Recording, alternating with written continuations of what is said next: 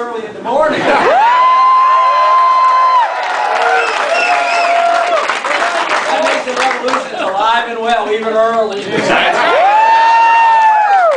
is great. This swing that we've just made has been very, very successful. And before we go back to D.C. later in the day, we thought we'd stop by West Virginia and say hello.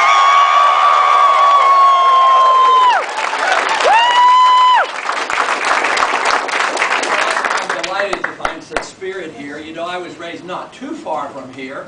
At least we were very close to West Virginia. I was raised in Pittsburgh. Yeah! North, but neighbors. But it is really neat to find this enthusiasm and the excitement and the meetup groups and the effort to get me here has been just great. And they ask sometimes why we have gone to some of the smaller states. But the enthusiasm is there, and that is where I go. And believe me, you know, if we can do well in a state like this, it will send a powerful message. Right. And there's no reason why we can't do it.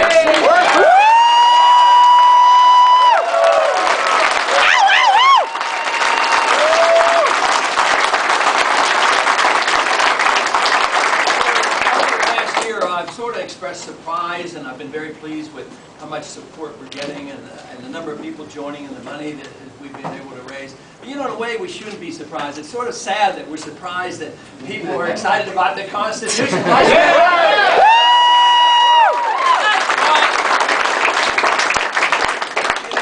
We have so many problems. You know, we look at our foreign policy, we look at our spending policy. Of course, we look at our monetary policy now. Come on, tax policy, the whole mess that we have. But you know, we got ourselves into this mess very simply because we haven't followed the law. Right. The law is constitutional. You know, and we have passed out probably 100, 200,000 copies of the Constitution. In a way, that should be our platform. We shouldn't be arguing about these other things in the platform. We know what we're supposed to stand for. We know what we take our oath of office to uphold. So in a way, it's sort of sad, but it's also very exciting to find out that there have been so many more than I ever dreamed of. So I'm really very pleased to see the excitement here. And I do believe we're going to do well today. We don't know how well. I don't think we can say, well, we're going to be right up at the top and everything is, you know, sewed up. But the truth is, if you look at 1 year ago when the campaign was very small, a couple of us were involved, and my name was unknown, it was difficult to, you know, figure out what would happen. And it was overwhelming in many ways. And there have been 11 individuals who have filed for this seat and have been on the stage in the debates. And now, where are we? We're down to now there are four left in the race, and I don't think we're at the bottom of the list of that group either. Right.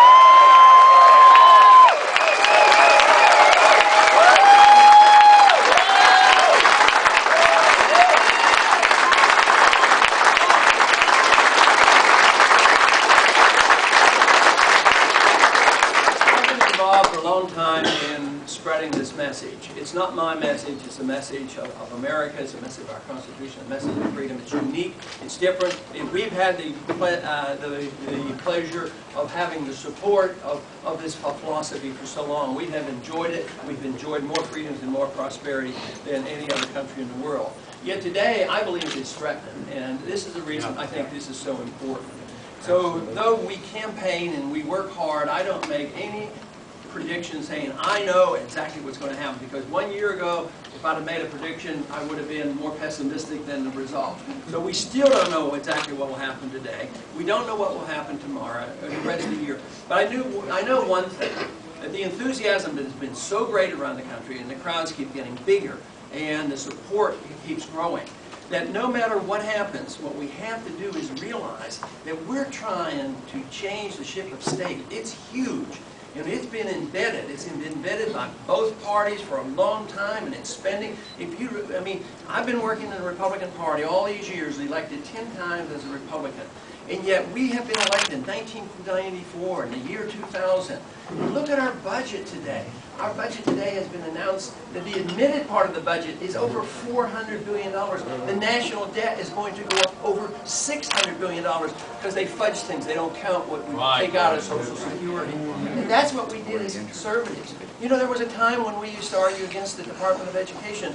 Now we get in office and finally have a chance to do something about it. And what happens? We double the size of the Department of Education. Yeah. That's why not only do we need a revolution in this country, we need a revolution in the Republic. Yeah.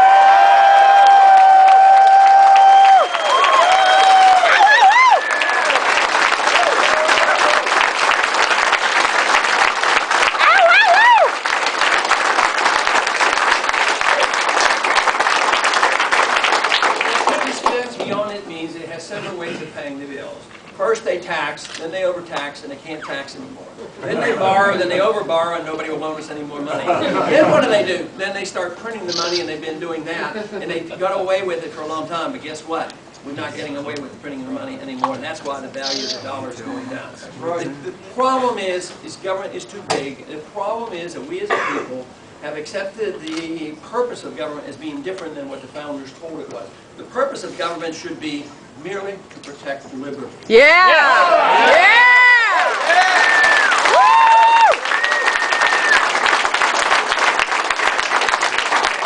But if we allow it to stand that the purpose of government now is to run the nanny state, take care of the welfare system, police the world, tell people how to live, we can't afford it.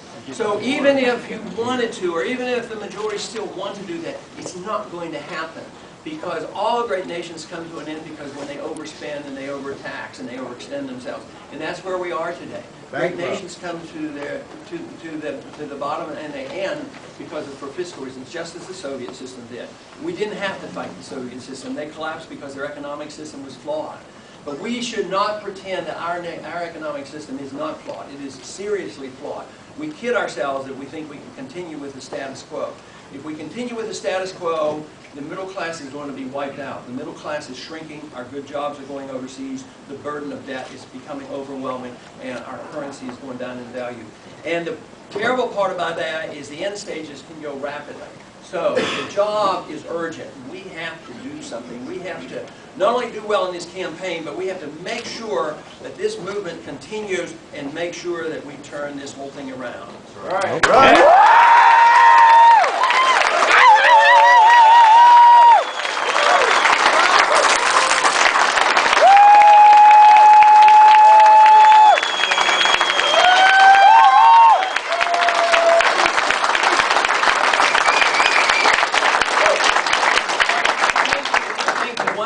For your enthusiasm and for coming out, and I sure hope you're in that bigger audience when we're out there.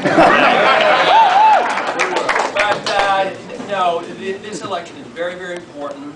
I don't know exactly the timing of what all happens here today, but I am hoping for and believe and I'm optimistic that with your enthusiasm that we're going to make a very strong point today. I thank you very much.